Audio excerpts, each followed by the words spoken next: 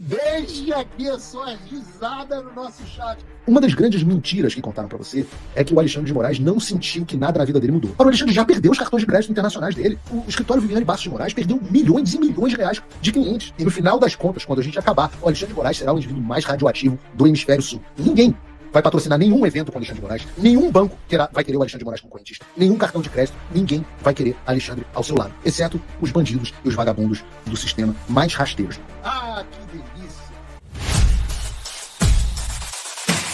Mas eu acho que vale trazer algumas análises práticas, principalmente para a turma da ejaculação precoce.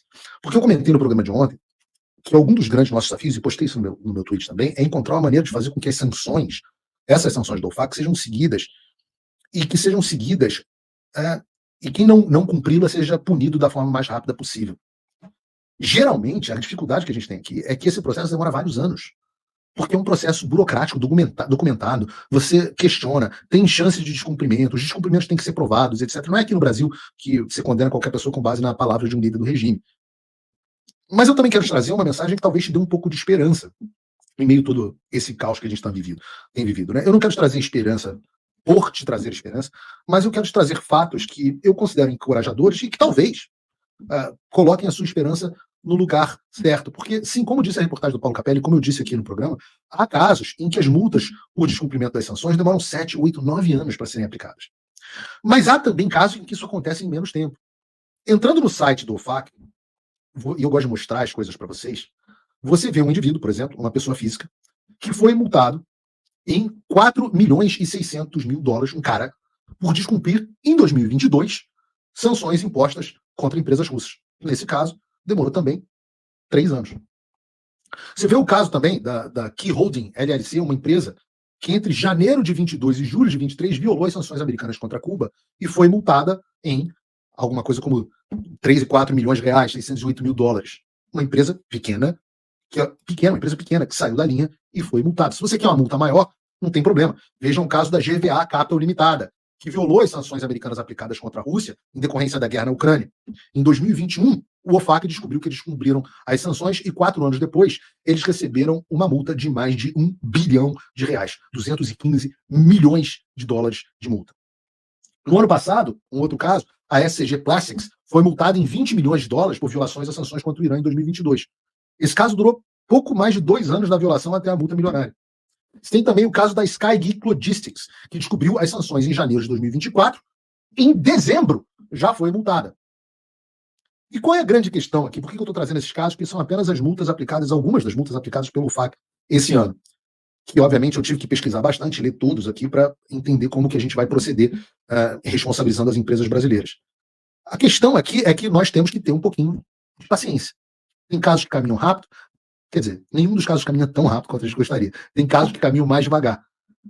Isso mostra que, caso haja o devido empenho do governo dos Estados Unidos e da gente junto ao empenho ao governo dos Estados Unidos em fazer que esse processo seja eficiente, as multas podem sair bem mais rápido ou bem mais devagar. O quanto que vai ser prioridade dos Estados Unidos? Olha, vai depender de diversos fatores.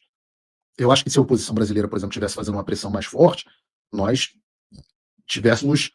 aumentássemos a prioridade do Brasil. A questão da anistia, por exemplo, se a população do Brasil estivesse dando demonstrações mais claras de revolta, o assunto do Brasil vinha mais para os holofotes. Mas não adianta, né? Ficam os guerreiros de sofá. Eu estava vendo o Flávio Mord Fronhenstein, ou o carrapato do saco do Olavo. Não adianta, não, Magnitsky não. Não, as pessoas estão aqui trabalhando duramente para que a Magnitsky seja aplicada plenamente, até antes da expansão para outros nomes. Né, esses céticos, os guerreiros de sofá, a gente que não faz absolutamente nada de útil, vive nessas análises críticas, etc. Essas pessoas eu deixo vocês a irrelevância. Né? Eu acho que aqueles que querem se juntar ao Brasil, que ajudar o Brasil, que eu quero que eles se juntem a nós. Continuem cobrando. Porque, vejam, mesmo quando nós temos aí 3 meses de sanções, talvez, mesmo nos casos mais rápidos, a gente está vendo 1 ano para uma multa ser aplicada. Mas não significa que neste meio tempo seja necessário aplicar a multa. Porque uma das grandes mentiras que contaram para você é que o Alexandre de Moraes não sentiu que nada na vida dele mudou. E eu escuto pessoas da oposição acreditando nessa bobagem, repetindo essa bobagem. Ora, o Alexandre já perdeu os cartões de crédito internacionais dele. Está andando aí com cartão Elo. O escritório Viviane Bastos de Moraes perdeu milhões e milhões de reais de clientes. você já teve conta bancária bloqueada, você já teve cartão cancelado.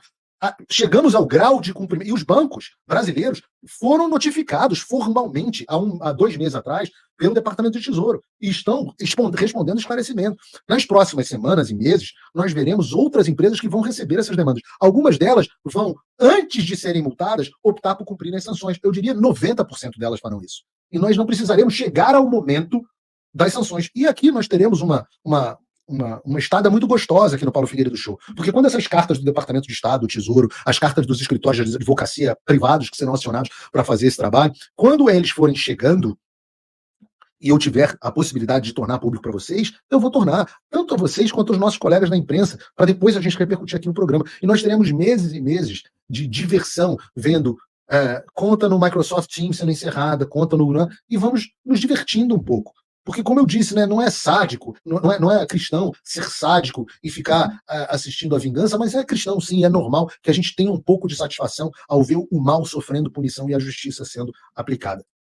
E é isso que eu vou dedicar os nossos próximos meses. Obviamente, se nós tivéssemos empresários brasileiros como o Lula, tem o Joesley Batista, que botou 5 milhões na posse do Trump, mais 20 milhões de dólares no filme da Melania. Se a gente tivesse empresários brasileiros que estivessem dispostos, como os bons, como estão os maus do lado de lá, se a gente conseguisse contratar múltiplos escritórios de advocacia para litigar a respeito desse tema, se nós tivéssemos capacidade de contratar empresas de discovery e de investigação privada, se nós tivéssemos mais recursos, claro que nós poderíamos fazer mais. Mas a gente faz o que a gente quer, né? O que a gente pode, né? O lema, de novo, dos Marines make do. A gente faz com o que tem. A gente faz funcionar. E eu acho que isso é que é tão impressionante. É o fato de nós estarmos hoje sem recursos, com a ação apenas de Eduardo Bolsonaro e Paulo Figueiredo, com os nossos parcos e míseros recursos, está colocando o Banco Central com as maiores empresas do Brasil, a Coca-Cola, símbolo internacional, em pânico, com medo de ajudar o Alexandre de Moraes. E no final das contas, quando a gente acabar, o Alexandre de Moraes será o indivíduo mais radioativo do hemisfério sul.